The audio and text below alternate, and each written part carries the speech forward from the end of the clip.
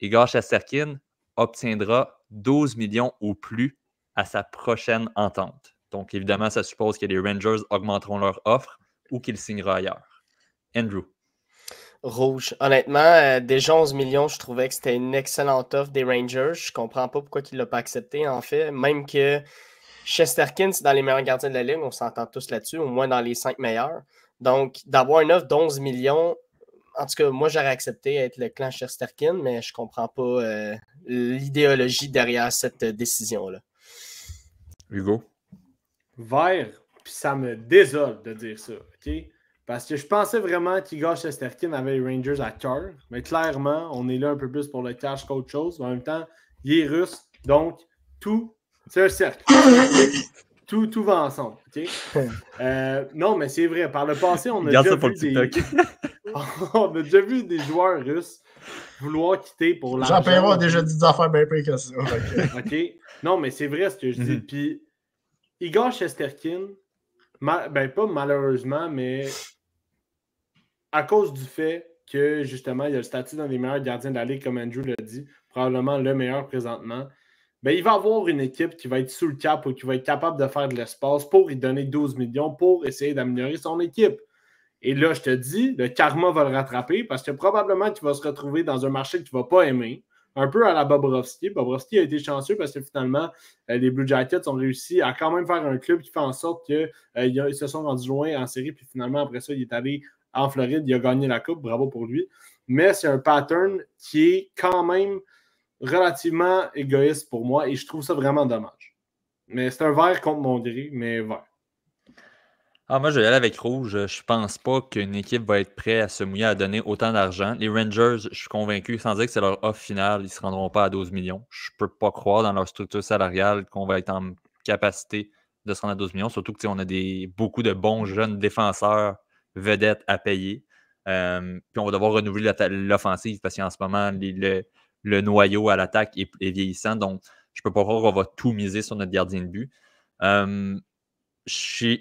Je peux comprendre sa position à Shesterkin de vouloir plus d'argent. Comme vous l'avez dit, il est un des meilleurs gardiens de la Ligue nationale. Par contre, j'en parlais un peu dans notre groupe avant le podcast aujourd'hui. L'an dernier, Shesterkin n'a pas eu une saison à tout casser. En saison régulière, ça a été plus difficile. Il y a des moments que c'était Jonathan Quick qui gardait plus souvent le filet. En séries éliminatoires, j'ai rien à dire. Ça a très bien été. Mais ça reste quand même que, advenant une mauvaise saison de sa part cette année ou une saison juste correcte, quelle équipe va être prête à donner 12 millions à un joueur qui a 28-29 ans? C'est beaucoup d'argent. Puis en plus de ça, quand on regarde l'historique des gardiens de but dans les dernières années, beaucoup de gardiens après l'âge de 30, 31, 32 ans ont des problèmes, des blessures qui les rattrapent. Je ne donnerais jamais autant d'argent à un gardien de but. Je l'ai dit la semaine passée quand on parlait de Swayman.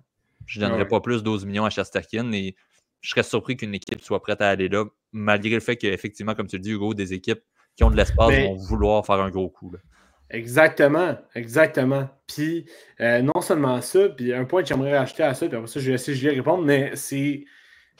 En plus, tu ternis un peu ta réputation. Puis pour vrai, pour un gars qui aime beaucoup les gardiens de but, je trouve ça vraiment dommage qu'il y ait des situations de négociation vraiment bizarres là, avec les gardiens de but. Tu sais, on veut pas que Shesterkin tombe dans une saga Swayman. On s'entend que c'est pas pareil, les modalités. Là. Swayman était quand même avec restriction. Ça va pas être le cas de Shesterkin, mais quand même, on est dans des situations où je trouve que les gardiens de but sont pas encore rendus à certains statuts et se projettent très loin dans le futur. Puis ça, pour vrai, c'est un peu désolant. Julien, de ton côté? Moi, j'ai dit rouge. C'est ça que j'ai dit? On l'avait pas fait. On l'avait pas fait. C'est quoi ta question? Igor Shesterkin obtiendra 12 millions de dollars ou plus à sa prochaine entente. Rouge, parce que moi, dans le fond, je pense que ça va être à peu près 11,5. Moi, je pense que ça va aller peut-être jusque-là. Un peu dans le cas de Swayman. Il avait reçu 7,8 et accepté 8,5. Moi, je pense que ça va être un peu ça la guéguerre. Puis si les Rangers n'y offrent pas, je pense que notre équipe va y offrir, c'était 11,5, 11,8. Mais 12, je pense pas que personne va se rendre là, honnêtement. Ça fait aucun sens. Tu sais, oui, je sais que le plafond va augmenter, etc. C'est le meilleur gardien de la Ligue. Ben, non, c'est pas le meilleur. Il est dans le top 3, mettons, on va dire. Mais, tu sais, écoute, non, je pense que soit il ne veut plus être avec les Rangers, soit il veut aller dans une place où le taux d'imposition est plus petit qu'à New York. Ça se peut très bien aussi. Ben parce que oui. lui, il fait le calcul. Ouais. Moi, je veux un montant X par année, taux d'imposition Égoïste. inclus. Fait que là, évidemment, peut-être qu'il va charger un peu plus cher à New York.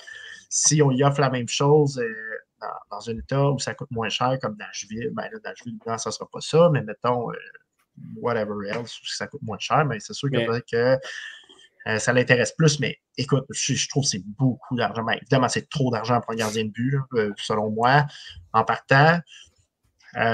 Donc, non, je ne peux pas croire qu'il Mais- va défoncer un nouveau plafond. T'sais, si Vasilevski ne l'a pas fait il y a quoi, 2 ans, Mhm.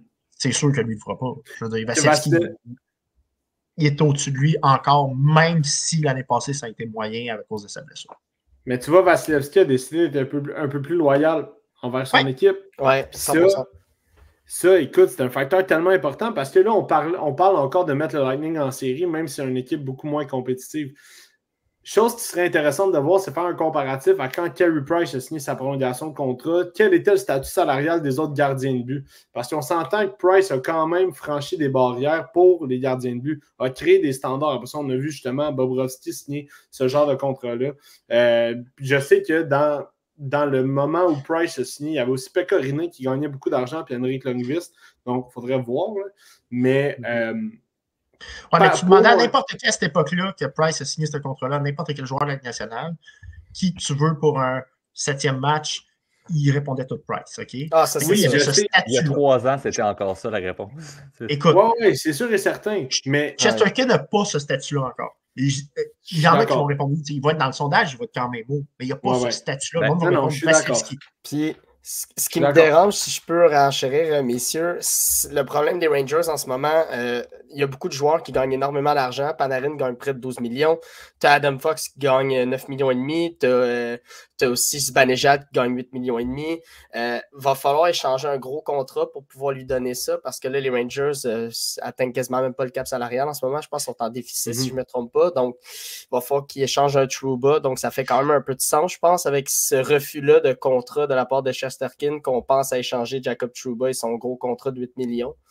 Mais Fait là, qu'il va falloir prendre des décisions difficiles du côté des Rangers dans les prochains mois. Là. Juste avant que tu rajoutes peut-être Hugo, juste pour vous donner une idée, Shesterkin, combien de saisons de 50 matchs il a derrière la cravate dans la Ligue nationale de hockey?